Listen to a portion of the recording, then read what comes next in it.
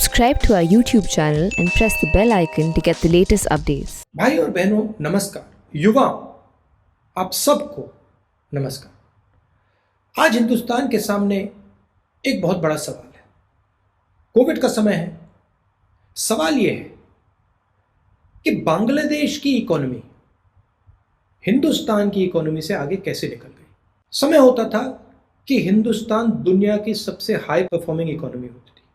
सरकार कहती है कारण कोविड है, मगर अगर कारण कोविड है, कोविड तो बांग्लादेश में भी है, कोविड तो बाकी दुनिया में भी है, तो फिर अगर कारण कोविड है तो हिंदुस्तान पीछे कैसे रह गया। भाई और बहनों, कारण कोविड नहीं है, कारण नोटबंदी है, कारण जीएसटी है। 4 साल पहले नरेंद्र मोदी जी ने हिंदुस्तान की अर्थव्यवस्था पर आक्रमण शुरू किया।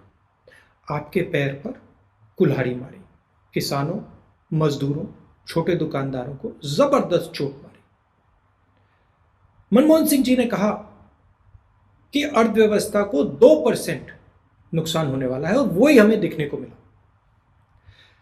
प्रधानमंत्री जी ने कहा काले धन के खिलाफ लड़ाई, मगर काले धन के खिलाफ लड़ाई नहीं थी, यह झूठ था।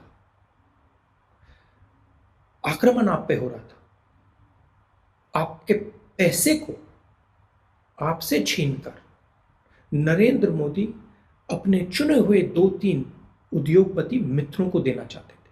आप लाइन में खड़े हुए, उस लाइन में नरेंद्र मोदी जी के बड़े बड़े उद्योगपति मित्र नहीं थे।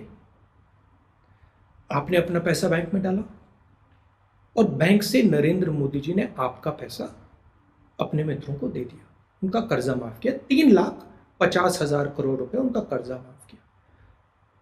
उसके बाद नरेंद्र मोदी जी ने गलत जीएसटी लागू की, रास्ता साफ किया। छोटे दुकानदारों को, मिडिल साइज बिजनेस वालों को, स्मॉल बिजनेस वालों को खत्म कर दिया। रास्ता किसके लिए साफ किया? फिर से अपने चुने हुए 3-4 उद्योगपति मित्रों के लिए। और अब ये 3 नए कानून नरेंद्र मोदी जी लाए हैं। किसानों को खत्म करने के कानून हैं, किसानों के खेत को उनके हाथों से छीनने के कानून हैं। भाई और बहनों, हम सबको मिलकर लड़ना पड़ेगा।